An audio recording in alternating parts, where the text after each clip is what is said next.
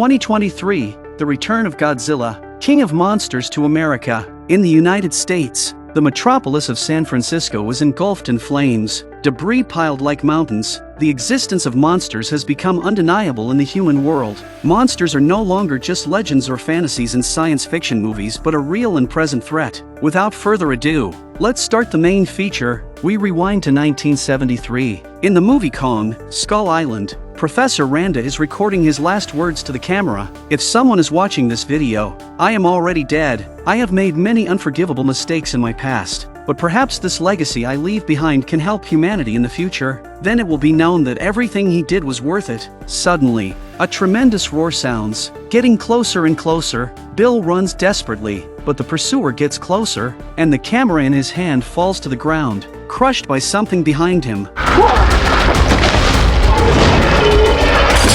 Escaping the forest, Bill finds himself on a rocky beach. Soon, the creature chasing him reveals itself a terrifying, giant Yunnan ghost spider. 2 legs can't outrun 8. Bill is quickly cornered by the ghost spider on the edge of a cliff by the sea. As the ghost spider lunges at him with bared fangs, Bill, with all his strength, throws a green backpack into the sea.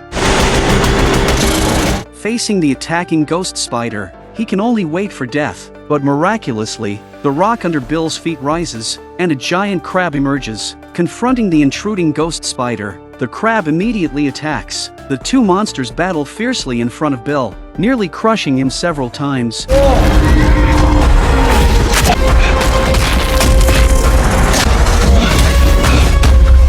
Eventually, both creatures fall off the cliff into the sea, and Bill, who narrowly escapes, breathes a sigh of relief. He looks at the green backpack in the distant seawater, which bears a strange funnel symbol, the emblem of the monarch.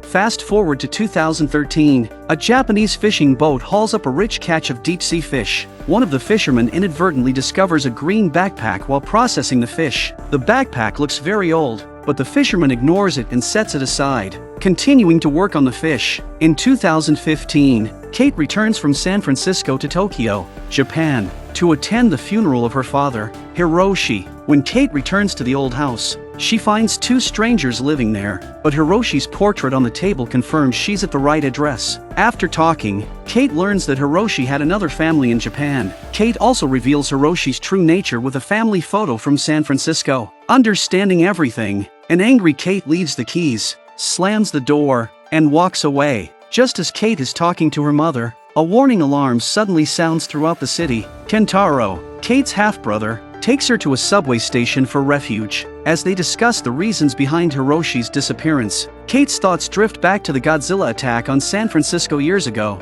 Kate was a teacher then, and many children were trapped in a school bus on the San Francisco Bridge.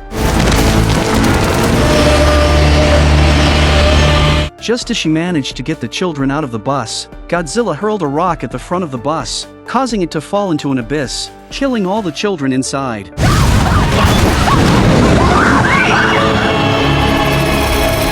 After the alarm subsided, Kentaro and Kate argued over Hiroshi's actions. To uncover the truth about whether Hiroshi was really a scoundrel, Kentaro takes Kate to Hiroshi's office. In Kentaro's eyes, Hiroshi was just an ordinary scientific researcher, but Kate disagrees. Kate quickly finds a safe hidden behind a map on the wall. After trying Kentaro's and his mother's birthdays, Kate accidentally opens the safe by using all 4 of their months and dates as the combination. Inside is a green backpack, the same one that Professor Randa from Kong, Skull Island had thrown into the sea. What captivates Kate the most is the strange funnel symbol. She had seen soldiers wearing this emblem after the Godzilla battle in San Francisco. The entire city seemed on the verge of collapse. People trapped under debris, barely alive. Yet these soldiers were taking photos indifferently, as if they had been waiting for this moment. The backpack contains some encrypted tapes. Kate promises that if Kentaro helps her understand the contents of the tapes, she will stay out of their lives forever. Kentaro enlists his computer-savvy friend May, though the tapes from the 1970s were militarily encrypted. Cracking them in 2015 isn't difficult. As they decrypt the tapes, an organization on the other side of the Earth receives an alert that someone is decrypting the tapes, and immediately sends personnel to Tokyo, Japan, to investigate. Kate and her group discover a wealth of information on the tapes about something called Monarch, including various photos, notes, and geographic coordinates. Kate recalls the last time she saw Hiroshi was 5 days after the disaster in San Francisco. Hiroshi suddenly said he had urgent matters and left without explaining to Kate and her mother. Recently, she received news that Hiroshi's plane had disappeared in a storm and was declared dead by the police. At that moment, Kate sees a familiar figure on the screen, standing in Godzilla's footprint. Upon zooming in, she recognizes the person as her grandmother. Why is her photo in this file?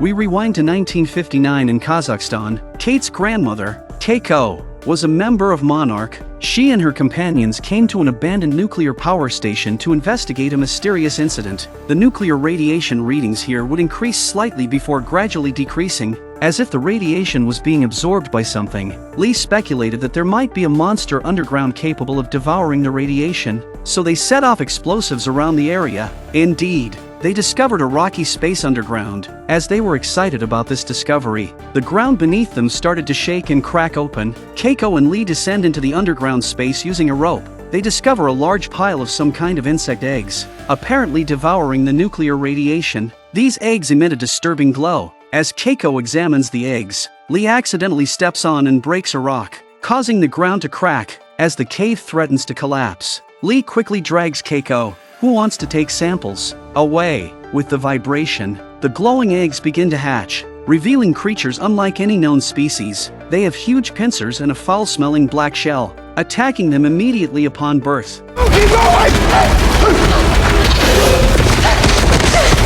Keiko and Lee grab the rope to climb up, but unexpectedly, one of the creatures jumps and latches onto Keiko's foot. Hearing Keiko scream, Lee turns back. More bizarre events unfold. As if the bugs were intelligent, they were climbing up the rope and approaching Keiko as fast as the eye could see, and soon they were crawling all over her body. Lee tried to grab Keiko, but it was too late. He watched as she screamed and fell into the swarm below. 9 years ago, a U.S. nuclear-powered warship sank over 8,000 kilometers away in Pearl Harbor, but now it appears in the jungles of the Philippines, astonishingly turned into a nest for a black dragon. Kentaro returns to Hiroshi's office. Looking at a happy family photo on the desk, he feels deceived. His philandering father had another family in America. After venting his frustration, Kentaro notices a locked cabinet. He opens it and finds a document with the Monarch symbol. The document contains information about a Lieutenant Lee Shaw from the U.S., including his current address in Japan. Meanwhile,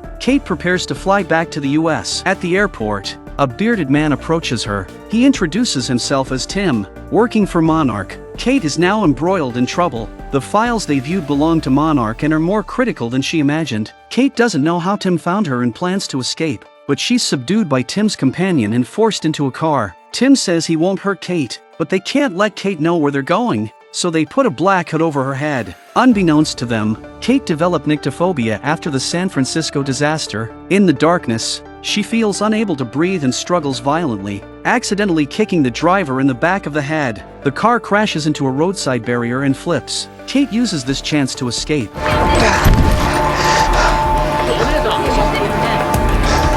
Kate goes to the police station to report an attempted kidnapping and the loss of her passport and phone. Since Kate is an American citizen, the officer suggests she seek help at the U.S. Embassy. With no other option, Kate leaves to find her own way. Meanwhile, Kentaro goes to May to retrieve the documents from the bag, but is turned away. After dismissing Kentaro, May starts examining the Monarch data, finding it increasingly astonishing. When Kentaro returns home, he takes Lee's picture and asks his mother. He learns that Lee was a close friend of his father, though Kentaro had never heard his father mention him. Just then, Tim and his companion arrive. Seeking the bag, Kentaro escapes from the house with his mother's help and learns from May that they are being watched and need to flee. Kate suggests that returning the archives to them might be an option. However, after reviewing more files, May thinks otherwise. Kentaro decides to seek help from Hiroshi's friend, Lee, and they find him at a rehabilitation center on the outskirts of Tokyo. Lee is surprised they found him,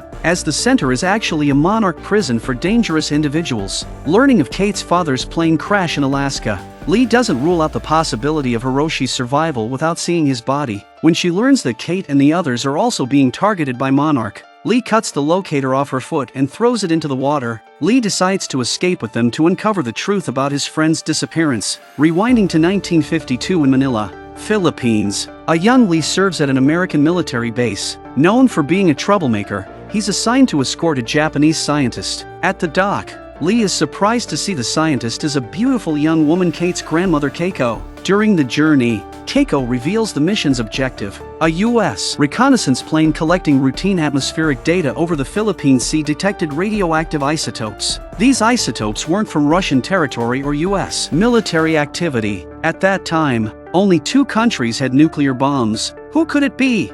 Keiko explains that the isotopes aren't from a nuclear explosion, but the weather data indicates they originated deep in the forest. Lee doubts this, but Keiko insists they're there to find the truth quickly. The radiation levels are decreasing and will soon disappear, leaving no trace. They arrive at the coordinates and start setting up monitoring equipment. Lee cynically comments that if the mission were important, Washington would have sent experts instead of a Japanese female scientist. It stings, but Keiko knows it's true. At that moment, a sneaky man with a camera appears. Under Lee's interrogation, he reveals his name as Bill Randa, a cryptozoologist. Many might not recognize the term, which refers to the study of animals mentioned in folklore but lacking physical evidence. Seeing their equipment, Bill jokes that they might be looking for the same thing. In conversation, he mentions a legend from the mountains of Fujian about a dragon tracing a line of fire in the sky, possibly an ionizing radiation trail. Hearing Bill say he's here to look for the dragon, Lee plans to kick him out so as not to disturb Keiko's work. Unexpectedly, Keiko insists on keeping Bill, seemingly validating his theory. Thinking they're crazy,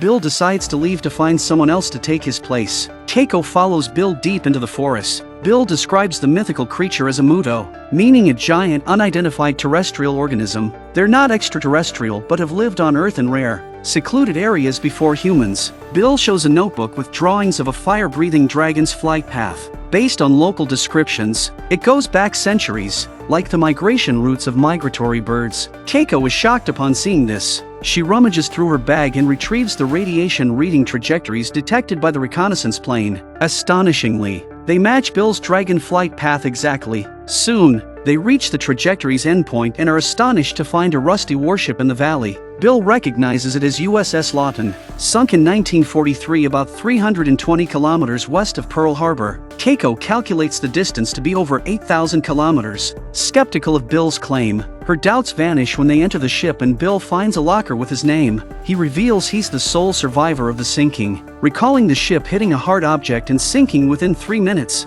Meanwhile, Lee, who was driving away, noticed a colorful light in the sky and immediately turned the car around to look for Keiko. Inside the warship, as they explore, they find many cabins covered with semi-transparent organic material. The crew's bodies are encased within, lifelike and well-preserved, not at all like they have been there for 9 years. Planning to return, they find fresh slime on the steps. Realizing something's wrong, Bill leads Keiko to find another way out. In a corridor, they're attacked by a creature. In a critical moment, Lee arrives, saving Bill trapped under debris after dodging the creature's huge claws. 3, go! Okay. Go! They escape through a hole made by the creature. But the danger isn't over. A giant dragon with legs and wings breaks through the ship. The dragon chases the intruders, who barely escape by jumping into a pit near the forest. Lee finally realizes the legendary dragon truly exists. The black dragon, after driving them away, circles above the warship, letting out a loud roar to mark its territory.